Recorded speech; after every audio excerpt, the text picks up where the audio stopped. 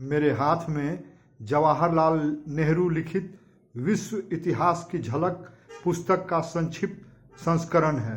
हाल में ईरान के सर्वोच्च नेता अयतुल्ला खमेनेई ने इस किताब का जिक्र किया है और भारत के हवाले के संदर्भ में कहा है।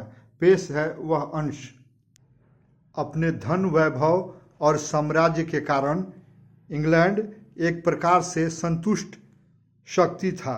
बिल्कुल संतुष्ट तो नहीं कहा जा सकता, क्योंकि साम्राज्यवादी प्रवृत्ति किसी सीमांत से संतुष्ट नहीं होती और सदा विस्तृत होती रहती है।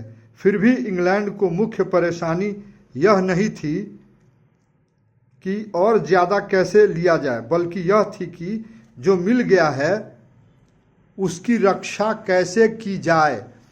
भारत तो उसके लिए खास तौर पर सोने की चिड़िया था, जिस पर वह आखिरी दम तक अधिकार रखना चाहता था।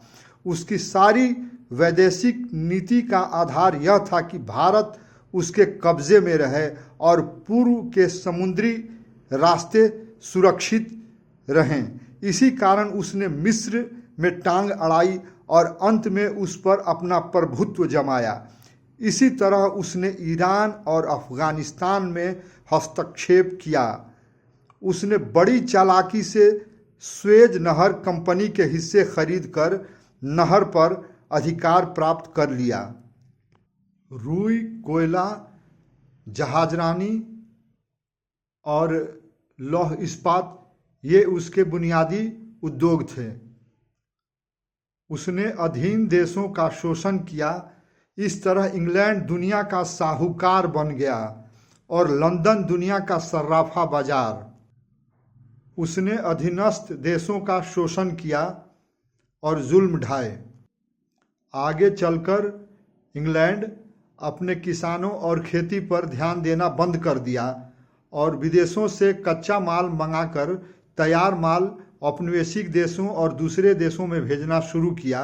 इस तरह वहाँ खेती बर्बाद हो गई और विदेशों से सस्ता भोजन मंगाना उसे ज़्यादा बेहतर विकल्प लगा। जब उद्योगों से अधिक मुनाफा कमाया जा सकता है तो खेती का झंझट क्यों उठाया जाए। इस तरह इंग्लैंड उद्योग प्रधान देश बन गया और भोजन के लिए विदेशों पे निर्भर हो गया। शुक्रिया दोस्तों।